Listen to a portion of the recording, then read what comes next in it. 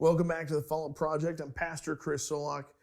Last week we talked about 5786, the new Jewish New Year that we've moved into, and the awakening that is promised with it. That 5786, this year that we have just shifted into, is a year of awakening and expansion. And so that can mean so many different things for so many of us. Some of us have been positioned to where we've already been hearing these things for the last couple of years. And for some of you, this might be the very first time you've heard anybody speak about it. And so with that, there is these different areas of expansion and growth that are going to take place in each one of our lives. And it's important for us to understand that it's where we are currently positioned. That if you're just becoming aware of this, that God wants and desires for you to come across the threshold, that to be filled with the Holy Spirit is necessary for the time we're entering into. Why do you say that, Pastor? Well, it's because of the revelation that is necessary for guidance going forward. None of us were ever meant to walk the Christian life out blind, but we must be hearing, we must be sensitive, we must be discerning what God is speaking to his people in this time if we are to survive and to navigate properly this new season that we've entered into. I know I talked about as a precursor to the awakening that's taking place, the death of Charlie Kirk last week. And again, whether you agreed with him or not, a man of great faith, that there is a persecution that is now coming against the Christians. And it's not in the third world. It's not in the rising world. It's taking place in the first world, whether you're in South Korea, whether you're in the United Kingdom, or even whether you're here in the United States. Now, granted, what we're experiencing in the United States right now for the time is tame, but it's going to amp up, and you have to have discernment of spirit in order to be able to not only to decipher, but to understand in completion what God is speaking, his direction and position for your life. And so many of those people who claim Jesus Christ are walking around guessing. They're blind. Well, I heard this song on the radio and then my dog came over and jumped in my lap. And so God's trying to get my attention, today. And I think that he's trying to get me to do this. And I think he's trying. That's nonsense. If anything, it's superstition on a massive level. Does it mean that God can use your pet to get your attention? Sure. Can God speak to you through a song on the radio? Absolutely. But I'm going to tell you that people get themselves into so much trouble guessing or looking for a sign rather than just entering by the Holy Spirit in the deeper presence of God for the purpose of communication. This is what Jesus promised. This is what John the Baptist promised. This is what's always been available. This is what the early church operated in, and it hasn't dissipated, gone away. God's still speaking to his people today. Amen? So that it's so critical for us to draw near to God in this time of divine connection. That this year is not only a year of expansion and awakening, but it's of divine connection, because divine connection is the only way we expand or awaken. It's by the Holy Spirit that we even have an awareness of who Christ is. So these things are very important for us to understand as we are entering in to a year and a new season that God wants to communicate through. So Isaiah 54, 1-5 speaks to this expansion and what God wants to do now in this upcoming season. It says, "Rejoice, childless one who did not give birth. Burst into song and shout, you who have not been in labor. For the children of the forsaken one will be more than the children of the married one, says the Lord. Enlarge the side of your tent and let your tent curtains be stretched out, and do not hold back. Lengthen your ropes and drive your pegs deep." It's important to understand that the Vav, the number 6, which is represented in 5786, the Jewish New Year we've just moved into, that there is this correlation to the peg or the Vav, again, driving that peg deep, that tent peg deep. It speaks to the fact of divine connection between heaven and earth, that it is a divine connection that is going to anchor the expansion in this season. For you will spread out to the right and to the left, and your descendants will dispossess nations and inhabit the desolate cities. Do not be afraid, for you will not be put to shame. Do not be humiliated, for you will not be disgraced, for you will not forget the shame of your youth. And you will no longer remember the disgrace of your widowhood. Indeed, your husband is your maker. His name is Yahweh of hosts, and the Holy One of Israel is your Redeemer. He is called the God of all the earth.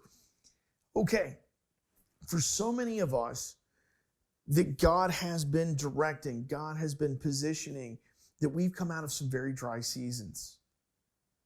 And for some of you out there right now, as soon as I said that, that starts to awaken something in you. Because it's been frustrating. It's been hard. What God has given you, He hasn't given anybody else. You're going to start to see that change.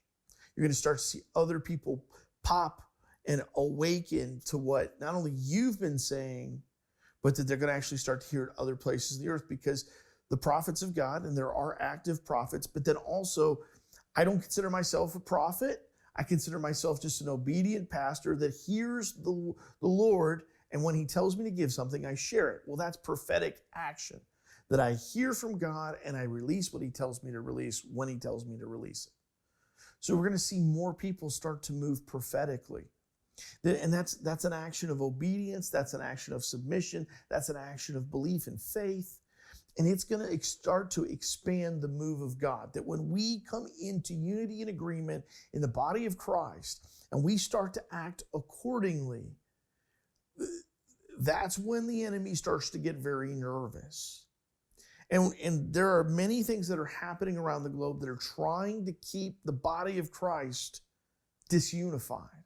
What's going on in South Korea, what's going on in England, even what's going on here in the United States. It's having the adverse effect, and it's going to solidify itself within this year. That anything, and I speak this, I declare this today, that anything that comes against the will of God not only will be dismantled and be disgraced, but it will unify not only those who believe, but those who are on the fence.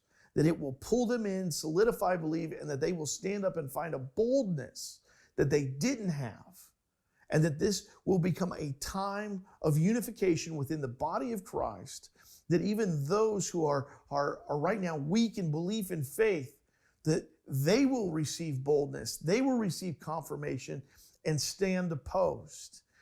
We are going to see some very cool things happen in this year, yet it's going to come amidst persecution, and the persecution is not going to stop. It is going to amp up, and with that amplification, we're going to see the body of Christ expand. We're going to see the body of Christ explode. Because this is the pressure cooker that the church has always grown under. And so, whether people persecute you, whether you have gone through a season of lack and drought, I'm going to tell you that even though that you may have been starved by other people, God has positioned you places, and by doing so, you may have lost your job, you may have lost an income, you may have lost benefits, you may have lost your life. And when I say that, I'm speaking to your social group, maybe family members. Maybe the people that used to hang around you just don't want to be around you anymore because of your belief that God is going to restore what the enemy has taken from you. That we are moving into a season of not only expansion and awakening, but it's also a season of restoration. When we expand, God, there's always restoration there. And just what Isaiah 54 is speaking to is that those who have diligently waited on the presence of God, that while everybody else has been busy doing things and getting notoriety and profiting and all these other things, you've stayed positioned. You've stayed obedient. God is waking. This is your season to wake up. This is your time to see the goodness of God in the land of the living. My point, that this is the prophetic promise of spiritual fruitfulness for Israel after a period of affliction. And Israel not as the nation of Israel, the Hebrews, but the chosen, the sons of Abraham, the children of faith, those who follow God that have been displaced, moved to a different land in some cases. I represent that. I know that the people that work around and do all the work, the team as we tease, Shannon, who puts all of this together. God brought her to Las Vegas. Very crazy circumstances to bring her to Las Vegas. Truthfully, this is not like a place that she's like so enthralled with. Why did God bring her here? To do the work that he's called all of us to. He brought me from the Midwest over a decade ago. And we've been waiting in all of this, in so many seasons, for God to give us the green light to do these different kinds of works, because we know that it's reaching and it's time to wake up the body of Christ. We are in an end time season. The good news is, the restoration of God is at hand. The awakening of the body of Christ, especially in the West, because the West has to lead. We have the means, the ability, and the capability to bring the gospel and the training into the rest of the world. It is so important. That's why we're seeing South Korea locked up, because North Korea hinges on South Korea. There's so much that's going on in Southeast Asia. And then England has always been the key to Europe as far as the gospel. We're seeing that locked up now for a time. The persecution coming, which is creating resolve within that place, and it's creating a wake-up call for those in England. And then in the U.S., we are waking up to our responsibility globally as the body of Christ. It's an exciting time. It's a scary time. It's a time of inconsistency within people, because they're awakening, and some of them have been asleep for a long time. Some of them have never really been awake. But this is the season now to become bold, become courageous, and activate that very thing that God has given you. So this is a time to seek out his heart, talk with him, and move in the direction that he calls you into. Until next week, be blessed.